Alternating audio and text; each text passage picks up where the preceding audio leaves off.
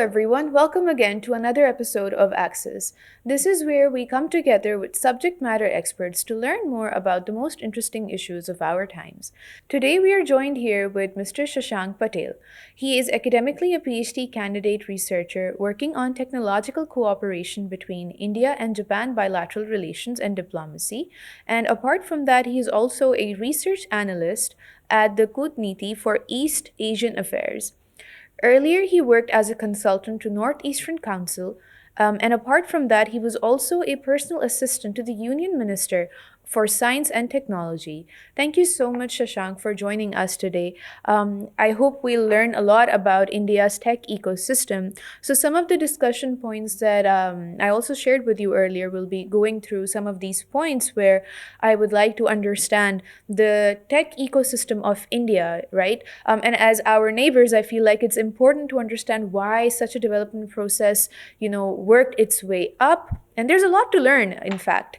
And apart from that, on India's current standing in the world of technology, and also understanding what sort of policies and processes India is currently going through when it comes to tech diplomacy. We know that Apple opened up in India, and that's quite a big feat for any South Asian country, as a matter of fact. So, with that being said, first of all, why don't you let us know how you got into this particular space, and then we'll move on to more targeted questions.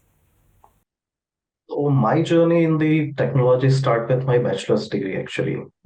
Basically, I was the engineer, a BTech engineer for the electronics and telecommunication field.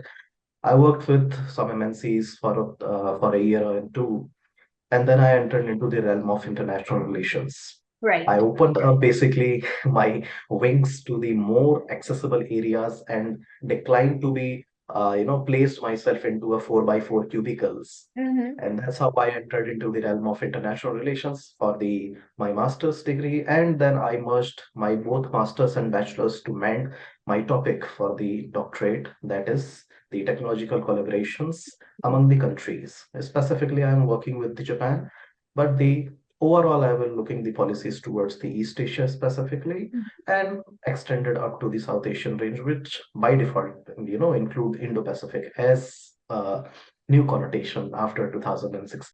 Right. So Shashank, that's wonderful because right now it's the world of technopolitics, as we'd like to say.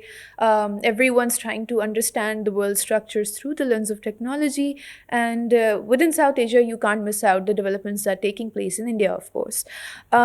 So, what I would like to understand, first of all, from you is that every time the process of any process, as a matter of fact, comes into being, one worries about the divide. In this regard, I would like for you to perhaps address how India is addressing the digital divide, ensuring technology benefits reach the socio-economic groups and regions. Because for any country, the highs and the lows within societies exist. It's the same for Pakistan, same for India, and even bigger countries like the United States. In India, when we address the digital divide, we don't go just with this word or the term technology or the science. It is, we call it STI ecosystem, basically. Right. It's not only technology, but an inclusive approach to cater all of the, potential under the several, domains or the sectors existing in this particular domain. Mm-hmm. So India is at the catching up phase of the technology race, where the necessary resources are being arranged in the meantime. And we are the emerging market. Everyone knows that with the huge consumption potential and the capacity. So the world knows this truth and will enter India, as you told about the Apple, with all their might. And India, under the successful tech diplomacy, hunting future technologies abroad to actually regenerate their potential locally. So, India invested heavily in the digital infrastructure in the last decade through the PPP model, that was the public and private partnership model. And Oh. we all knew that the digitalization is the need of the hour for any of the country to effectively deliver socio-economic benefits to their citizens. As you told about the South Asian countries or any major countries, this is the truth. And India rolled at the pace of around 26% growth rate year on year in Mhm. digital landscape, which is around 2.5 times of the pace of our GDP growth rate. And it is the best in the world ever achieved by any country in their the history of mankind. No one can achieve this particular feat. So to narrow down this particular digital divide which you asked about, Mm-hmm. India pushed more than $300 billion.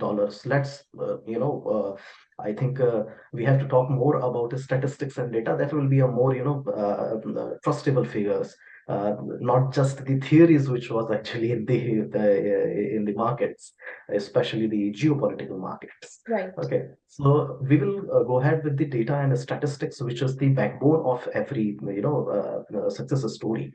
Mm-hmm. And in my observation, and the all data suggests that India pushed more than $300 billion and counting in its digital economy, and it will literally cross around $700 billion by 2027 for sure. Oh, wow, that's a very big number. Yeah, that's a big number. That's why I told you this is the best in the world ever achieved by any country in their history. And this particular creation of the delivery mechanism percolating from central to village level in the India through the mandatory e-services makes it easy for the government to materialize all these schemes like public delivery system, Mm-hmm. subsidies, bank credits, scheme benefits, etc., etc. And here I must mention the JAM Trinity, the Jandhan, Aadhaar, and Mobile Trinity.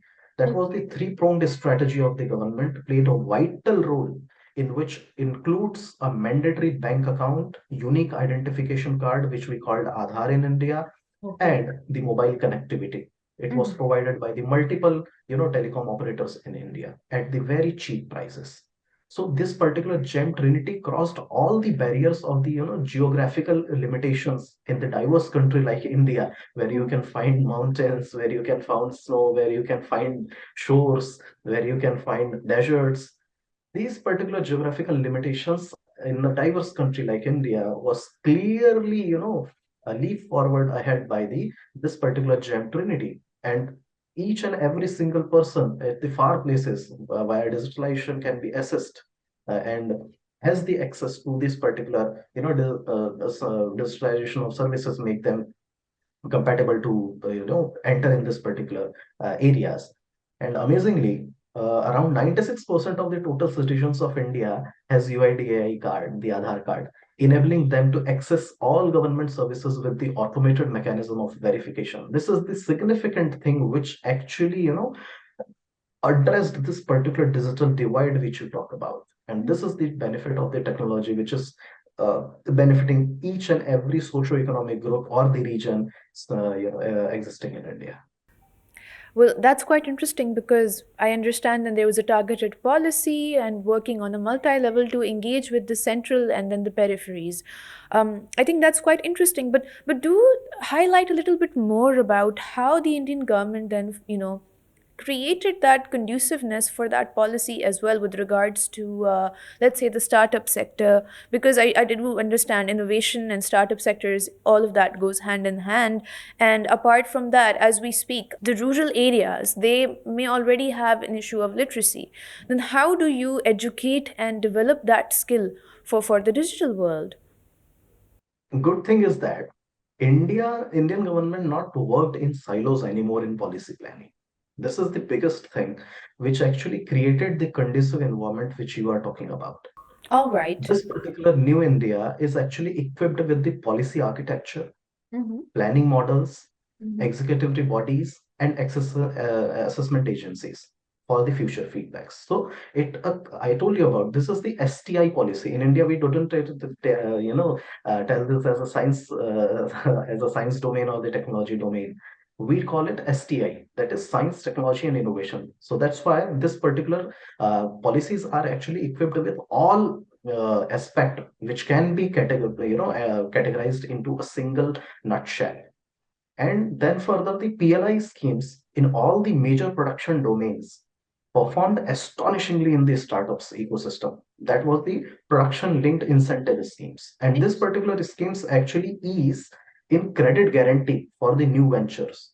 And obviously, there is another boost that they have the 2 year tax free slab, which makes them confident enough to focus on their endeavors rather than their EMIs or the account books. All right. So apart from this, PLI schemes, there is a dedicated scheme for the startups named Startup India. Okay.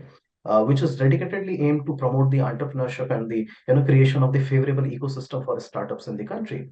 And that's why the dedicated capital corpus fund, which Okay. is around more than 950 crore rupees, is pushed till date when we are recording this through the Mhm. government window only, not through the PPP. This is solely from the public funds. 950 crore as of now. And imagine the funds pushed through the private sectors and the other banks in this particular startup arena. So these are the two examples which I give you.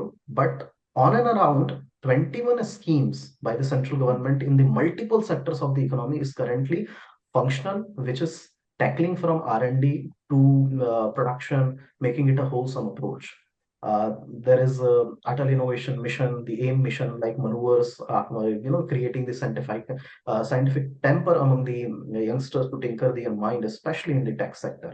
So if you see India uh, crossed the century mark in the startup unicorns, crossed the valuation of $347 billion dollars, and raised over $100 billion in funding in mere 3 or 4 years. So these particular data itself tells the story of the conducive environment available in India Mhm. for the new young minds. So we are actually working from raw material to final export. Whole supply chain is assisted by the government agencies to ensure the success story of the new venture on ground. And to be very fair, this is not the new approach. Actually, we are following the footsteps which the earlier Asian tigers did, like Mhm. Japan, like South Korea, etc., etc.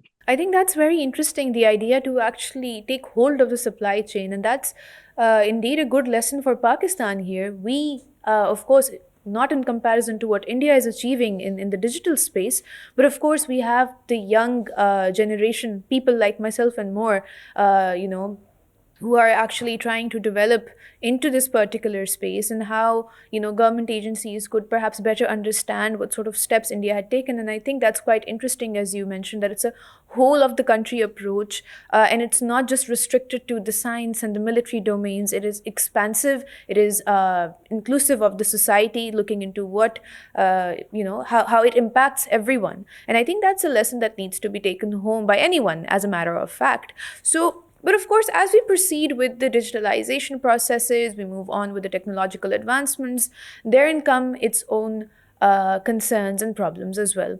I know that India has been very forward when it comes to having discussions on its sovereignty with regards to data privacy and data protection. So I would like to then understand what are the steps that are being taken to ensure this particular aspect when it comes to technological advancement within a society. That does not mean that everyone is working for the benefit of all as well. Satif, actually, till this year, India won't have an updated cross-sectoral digital personal data protection law. Okay, Oh, let me clear that there was no data protection law till the April month of this 2020 year 2023. But quite we interesting. enacted the new data protection legislation, which not only safeguards the rights but Mm-hmm. the privacy of individuals also. And there are the clear-cut guidelines for organizations and entities handling the personal data sets in India. Now, if I compare it with the global standards, this particular bill actually grouped the personal data into different categories and required elevated levels of the protection for sensitive and the critical personal data based on the major regulatory developments like the European Union's GDPR, like General Data Protection Regulation. So we are actually we developed this particular legislation on the lines of the global standards, and it also proposed the creation of a DPA that has the significant regulation making and supervisory powers. This Okay. particular act actually allows the personal data to be processed for any lawful purposes. And data is the precious oil of the 21st Exactly. century. It's the new oil. Yeah, it's the new oil, and this particular data collected has to be limited to that necessary for the specific purposes. Mhm. uh, so that's why on the if you go with the global standards in this particular uh, data thing, India Indian policies has the conditionalities at par with the global standards, like obligations for the data fiduciaries, moderation of data localization, exemptions for the legal purposes, and obviously the new independent regulatory structure for the data privacy and the data management. So these particular standards are not cooked within the country, but Okay. take inspiration from the global silver linings in the digital era to secure the citizens of India. I Now do the have a people are not, yeah. Now the people are not citizens of India. They are the citizens of India, and for that citizens, we have to create that particular, conducive environment for the data protection and the privacy, which actually empowered them to more establish themselves towards the web. Okay, that's wonderful. But I do have a small follow-up question then. Then what do you think has been done so far with regards to the regulatory frameworks, not just regarding data privacy, and as you rightly mentioned, the policy just came around. So there was a lot in the process and the working. But then I want to understand, how does the regulatory framework in India accommodate emerging technologies with regards to blockchain, and artificial intelligence. Even in the European Union, we're currently witnessing a possible movement towards the EU AI Act. And again, if I can build a little bit more on this question, is what is the general understanding of analysts, theorists, and practitioners with regards to artificial intelligence and its development? Of course, as in global debate, we're seeing the two sides, the doomers and then the optimistic side, who are currently, at struggle with each other. So if I go with the first part of your question, it will be answered more aptly post-winter session of Indian Parliament as the All new right. bill, there's the new bill for the AI and other emerging technologies are in the parliamentary pipeline as of now. So Okay. if we talk this particular thing in the next 2 months, it will be a more Okay. apt answer. So frankly speaking, as of now, there is no dedicated legislation or regulation regarding AI in India. But Okay. the new incoming IT Act, Mhm. which was made in 2000, and now coming again with new conditionalities and the new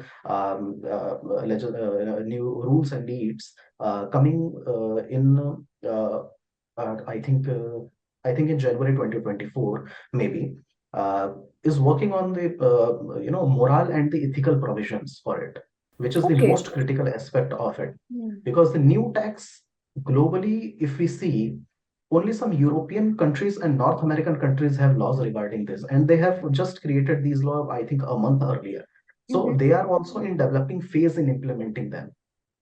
Right. Now, the second part of your question arrived that, but keeping in view of the PDPB bill, IT Act, and the other initiative, like the Indian government took, like Aravat initiative by the Niti Aayog, these working on the flexible model which can adopt AI, Exactly. make analysis of it, knowledge assimilation, etc., which all the part of the new technologies, especially the artificial intelligence and machine learning, right?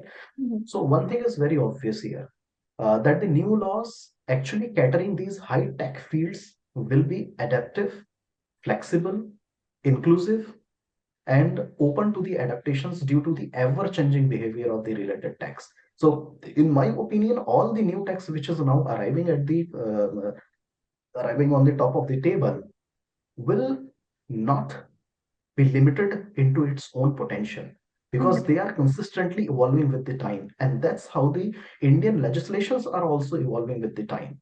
And as obviously the global standards are also trying to make it up to that level, so obviously we are also refine ourselves with that extent which is required.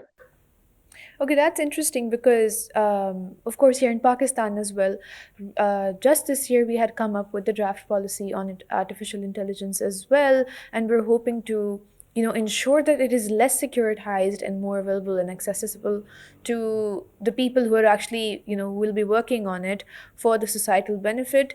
And it's interesting that you talk about how. The regulation systems are in the process, are in the pipeline. So my general understanding is that in India, of course, we're not moving towards the doomer aspect of what we're seeing currently when it comes to AI debates and regulation regarding it. Of course, discussing tech diplomacy, I would like to understand from you, and perhaps you can share with us the case study on India Japan relations in this matter. With the Indo Pacific tilt, of course, relations with the East Asian countries seem to be. Beyond that as well, they've been increasing and expanding across domains. So, if you could highlight for us how India's foreign policies are actually facilitating technology trade and collaboration with other countries.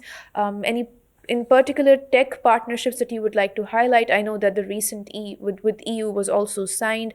There was one with the United States of America. Quite big things to unpack there for India as well. But realistically, at the moment, out of all the points mentioned in those particular treaties or partnership, what do you feel needs to be worked upon on the Indian side as well?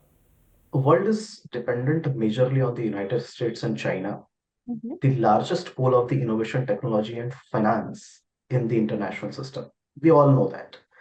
And that's why I'm analyzing it with only technological prospect. I'm not including the strategic perspective. I'm not including the perspective which are actually, making hindrance into the any other levels.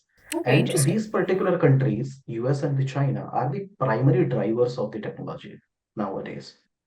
And at the same time, international rules and institutions that manage the global technology system remain largely in the state of flux. They are not stable as of now, Mhm. especially in the terms of the new tax, right? High tax. And the multilateral negotiations on the state behavior are largely fractured due to the extreme globalization of resources and its reach, because the countries are not accessing those particular things which are required for the particular technologies, whether it will be a Right. software, whether it will be a patent, whether it will be a hardware, etc., etc. So a country like India actually needs volume in technology trade to accommodate the local demand. India is the huge country of 140, 1.4 billion people. And to accommodate this particular demand, our foreign policies are linked to the technology linked production and jobs, even related to the gig economy or whether in these startups. Okay. So India has the dedicatedly, created what I would say a nodal agency, a nodal, group under the Ministry of External Affairs called as the NEST division, the New Emerging and Strategic Technology Division, Okay, interesting. which that will engage in the tech diplomacy. Mhm. It is a nodal agency, and this particular NEST division is tasked to provide the policy guidelines and how India can shape the international rules related to the emerging technologies and navigate the competition over the strategic supply chains, especially to capture a larger share of the global technology flow. And it also aligns the India as yet discordant democratic domestic technology policies with the international regimes that are straining under the complex geopolitical and institutional pressures. So these particular thing, I found four key aspects where it can be actually worked upon. Okay. First is the management of the technology interdependence with China, which is the key aspect first. Mhm. The second one is the navigating the technological protectionism, which is also required, and the protectionism is on the rise globally, as you know that. The third one is the data governance, and it has to be at Exactly. the global level. So I take it as a global data governance in the Indian context. And the fourth one is the coordinated drive for the India Tech Initiative. So these particular initiatives are actually, so in wholesome, if I say yes, Indian foreign policy is a key factor easing the Indian collaborations with the other countries, as you asked in your question. So the currently, if you provide an example of the European India EU cooperation, I'll give you a few examples about that. With USA, we have the defense, space, next Exactly. generation tax, Mhm. semiconductor. These particular, ICET. We told that named it I ICET, see. agreement. The other one is with the Quad, obviously the all next generation tax and the defense. This is the second prospect. The third one is the with the France, where the defense and pharmaceuticals are in the peak. Fourth one with the Germany, dedicatedly for healthcare and AI. Fifth Interesting. one will be the UK, where the critical strategic technologies are, we are cooperating with them, and advanced materials, biotech, and the REEs are the part of this. Okay. And with if I go with the East Asia, we have the agreements with the Japan on the semiconductors supply chain and the digital public infrastructure. So these particular things will clearly give you the picture that how the Indian foreign policies are facilitating the technology trade and the collaborations with the other countries. And clearly, on the basis of the bilateral relations, the merits which we developed in the last 75 years, Mhm. these particular significant bilateral relationships or the partnership which India had with the other countries, boosting our tech sector domestically. Thank you, Shashank. My last question to you on this subject would be that, of course, India is acquiring its tech prowess. But what are certain steps that you see, or perhaps that are already in process, with regards to India perhaps utilizing the technology prowess as a stabilizing force? Because when we talk about South Asia, we know that India Pakistan relations always seem to be souring. And for Pakistan, concerns generate with regards to the military or security implications of India's technological prowess. I would like to perhaps take a different stance, is that rather we learn from what's going on the other end. So I would like to understand what is India doing with regards to perhaps creating benefits for the region as well with regards to its technology prowess. That will be my concluding question to you. Uh, Obviously, we analysts have to look this from the different perspective from the people or the politicians or the other Exactly. communities are looking bilateral relations. Obviously, that is the very basic thing. See, in India, the this particular tech initiatives actually buds from the tech education, which is now mandatorily included from the high school levels to their job levels, and it is Exactly. very open to the scientific fields, right? Mhm. India has a multiple policies to work upon. Okay, but even if I give you the example about the how the country is actually creating this space. India actually made a dedicated NSDC, the National Skill Development Council. Okay, why I'm giving you this example? Because NSDC in India is collaborating with the Microsoft under the e-Skill India program to provide the digital skills to 1 lakh youth in India every year. And this is mere one example with this particular tech mammoth, right? Yes. There are 54 domains in which these training modules with world-class organizations are running. And there is a dedicated ATL system in India, the Adult Tinkering Laboratories in India, which is established by the government of India and the Educational Institute across the India, under the concept of DIY, do it by yourself kits and Yeah. these particular engagements. So when it came to the strategic collaborations or the strategic the alignment with the countries, currently these time open source microcontroller boards, sensors, AI, cloud computing, machine learning, IoT, Internet of Things are the embedded part of of the countries dealing with the another countries, and these are the particular stakes who are on the table to make collaborations with. In my opinion, technology is the field where any of the country will make make dealings with without any type of hesitation with the countries, and we have the examples of it. There is nothing new in this. I can give you the examples of just take an example of the International Space Station. Right. US, Russia, and the multiple countries are the part. 6 countries are the part of it, but still it is functional. Okay. Exactly. The another example is the Large Hadron Collider (LHC). Mhm. There are the multiple stakeholders. Maybe they are on the opposite side in the bilateral relations or in the political connotations or the military connotations, whatever you are interested to call them. But they are consistently collaborating on the technological field. So, in my opinion, technology is the only place where every country has the possibility to engage without any different connotations, whether it will be a strategic, whether it will be a political, whether even it will be a historical baggage. Exactly. We all are the part of the historical baggage which we are carrying on our shoulders and Yes. actually infecting the new generations. And I'm clearly using the word infecting the new generations. Yes, We are yes. not impacting. Okay, because impacting has the two verticals, positive and the negative, but the infecting has the only one vertical, that is negative. So, in my opinion, STI, the Science, Technology, and Innovation Policy, has only the capability to make or maintain Mhm. the harmonious relationship with those, even those countries who have the sore past with them. Okay. And we have the examples. I told you some examples of the scientific projects, but we have the example of the countries who are actually making collaborations on the basis of that, that we are, no, no, no, no, we are very fine with that, and we don't have any problem with it. So STI is the only thing I can vouch for, that I tech diplomacy is the absolutely only agree. weapon where we can go ahead. Shashank, I absolutely agree with that sort of a mindset. I feel like we should be pursuing a technology peace building format as well. With the regional issues that we're facing, non traditional issues like climate change, all of these require some sort of collaboration, and not just some sort, quite a focused and targeted one from all countries, despite how sour the relations may be. I hope that the idea of tech for peace building comes forward just as we have nuclear technology for peace. Let's hope that we bridge the differences through technology. If people like you and me can engage in a conversation, have a talk about understanding the systems and formats of one another's countries, I do think that this would be a good space to engage, at least academically, so that we can move beyond what restricts us. Thank you so much for joining us. It was a pleasure to host you. Thank you so much, everyone, for watching the show. I hope you enjoyed it and will come around again to watch the next episode.